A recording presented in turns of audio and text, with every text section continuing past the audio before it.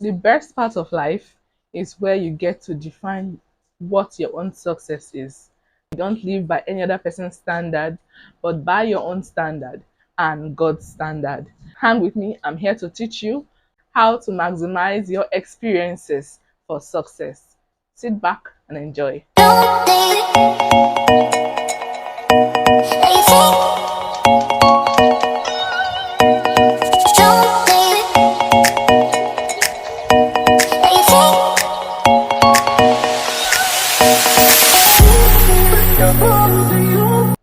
Every experience doesn't have to be lived. I grew up hearing this mantra that says experience is the best teacher. And I quite agree with that mantra. But here's the thing. You don't have to live out every single experience for you to learn. Sometimes you just need to look at the person by your side or your neighbor and see his or her experiences as a yardstick and use it to learn. It doesn't have to be your direct experience before you can learn. The truth is, you can learn every day. And another mantra says, the more you live, the more you learn. So if you ask me, I would say life is definitely a great teacher. It teaches you a whole lot. And as soon as you open up your heart to learn, it makes your experiences less painful. And you are able to milk out every teaching experience and you live to the fullest, knowing that you have done your very best. How do you define success? Most times we are tempted to define our own success by material standards, how much money in your bank account, everything that you are able to achieve. Well, is that's not entirely wrong, but how about you learn to define success from an inward view? I once read somewhere, I can't remember where, but it says that anyone that knows what he is doing and where he is going is definitely a success. The person is successful as it stands. So it starts by knowing what you want and doing what you need to do to get to what where you want to go. So those things are, let me say, inward values that get to define your own success. Now, where do we start from? We'll start from the mind, this mind in our head or wherever the mind is. I think they said the mind is not in the head, or I don't know where it is, but you definitely will start from your mind. How do you get to start from your mind? Have you ever heard of another mantra that says, as a man thinketh, so he is? It's even in the book of the Bible. I don't know where, but you go check, it's there. As a man thinketh, so he is. What are your thoughts? Because your thoughts definitely get to define who you are. So, what your thoughts are defines who you eventually get to be at the end of the day. It's quite surreal, but the truth is, have you ever found out that when you begin to think about a particular thing, somehow it begins to surface? The other day, I was drafting a post on heroes, and it felt like anywhere I looked out to, I could pick out the word hero. I would listen to a vlog and I will hear hero, and I will read a blog and I will see hero, and someone will say something to me, it is hero just stands out. So whatever you bench your thoughts on, that is almost what you begin to see everywhere you turn to. You want to definitely focus on the right things. You don't want to focus on every negative experience or every negative thing. Someone once said, if you focus on negative things, let's say constant fear of being sick, somehow you end up being sick.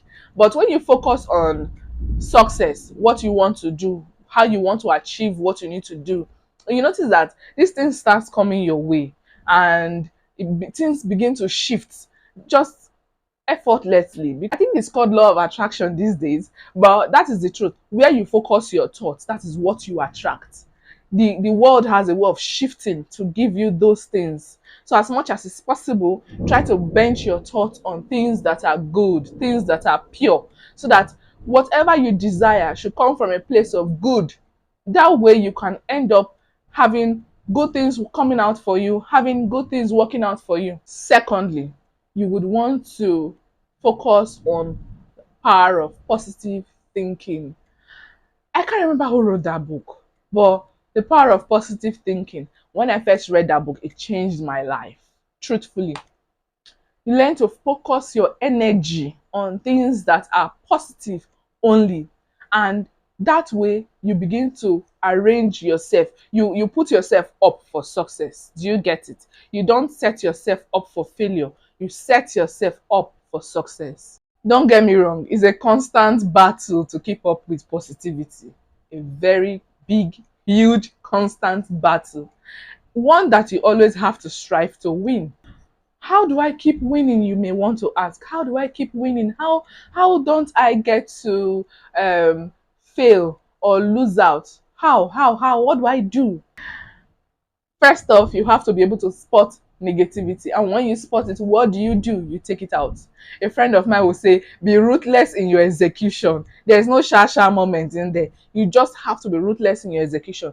Take it out. Don't let it be. Take it out. How do you begin to take it out, you may want to ask?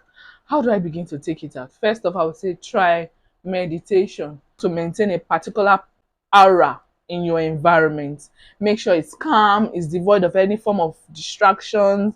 You can get a piece of music going on for you. You can get a repeated words or a Bible verse or whatever works for you. Just get it on repeat so you can focus on that sound. You can focus on the sound. Now you want to focus on positive actions of love, care, empathy, joy, humility, forgiveness, hope, and so on. You want to surround yourself with positive actions like this. What it does for you is it serves as a magnet to your environment, to those around you, so that you can project these feelings from a good place, from a place of joy, peace, and satisfaction. In that way, these positive actions begins to repel all forms of negativity away from you. It doesn't allow negative sphere to wrap you up. Another thing you want to try is focus on building positive friendships. Positive friendships is the way to go. You have to have friends who are positive in their own aura. Don't surround yourself with anybody that gives this negative vibe. You don't need it. Anybody with a negative vibe, any environment with a negative vibe, you don't want to be there. All right. Now, sometimes, like I said, keeping positivity is a constant battle. It's a battle we are always fighting, one that sometimes leaves us drained. So in our moment of weakness, you begin to drown in a certain level of negativity, even though you may not be consumed by it, but you feel weighed down by your experiences. At times like this, you can rely on your friends. They can surround you with their own positive aura to keep off every negative aura from you. That is, it gives your own positive spirit the energy to rise up again, irrespective of life's challenges, irrespective of whatever blow you have been dealt. As much as possible, you don't want to absorb negative energy. We have an African proverb that says, when one finger picks up oil, it ends up staining the entire fingers. Now, you don't want to be around or surround yourself or absorb any form of negative energy. Always, you have to try to get rid of it as fast as possible. Flee from it. You don't want to absorb it in any way. You just want to, as much as possible, try to keep up the spirit of positivity. Thirdly, I would say build self-respect. Self-respect is an inner quality every individual must take time to build.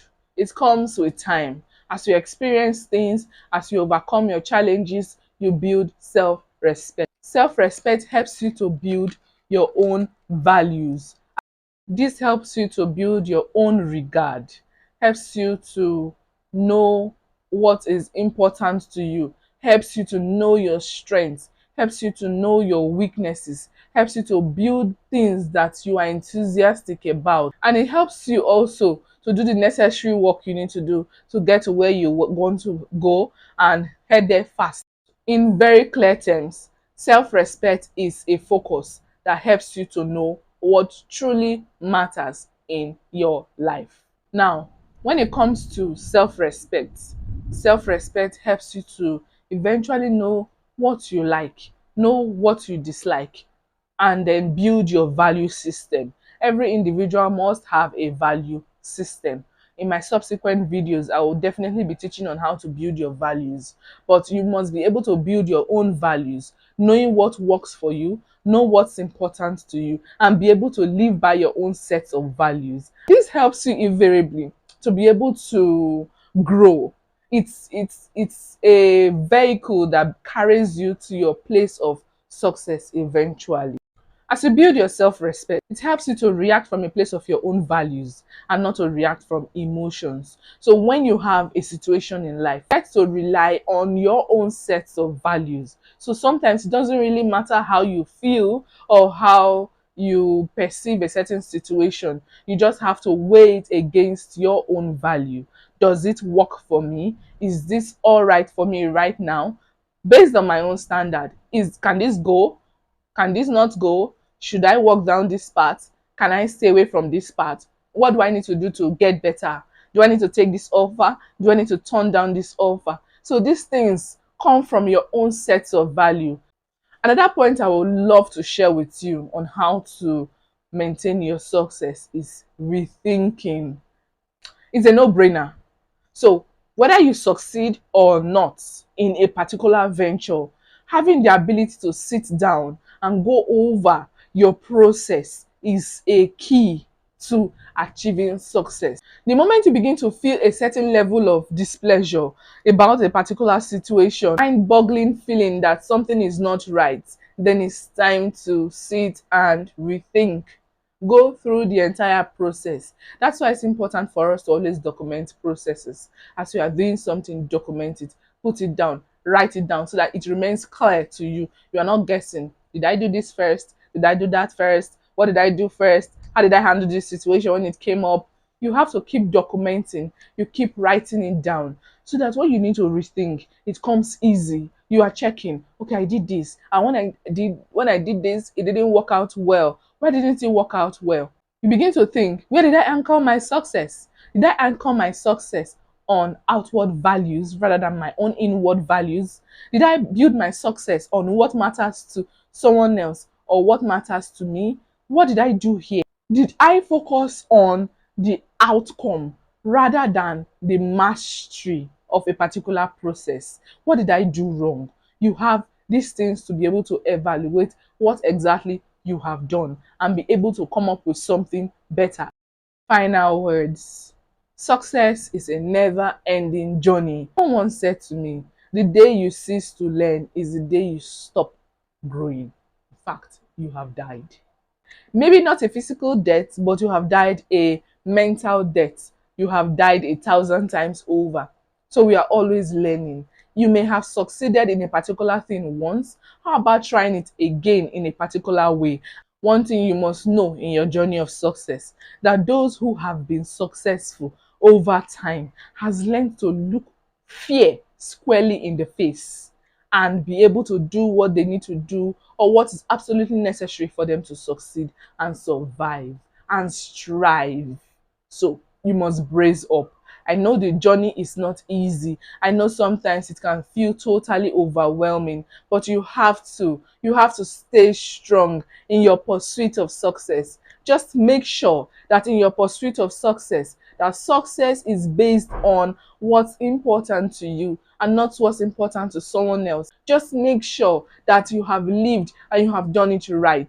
The moment you get all these things correctly, then you can begin to look forward to a better you. See you guys in my next video. Don't forget to like, to subscribe, and to share this video. See you another time. Bye.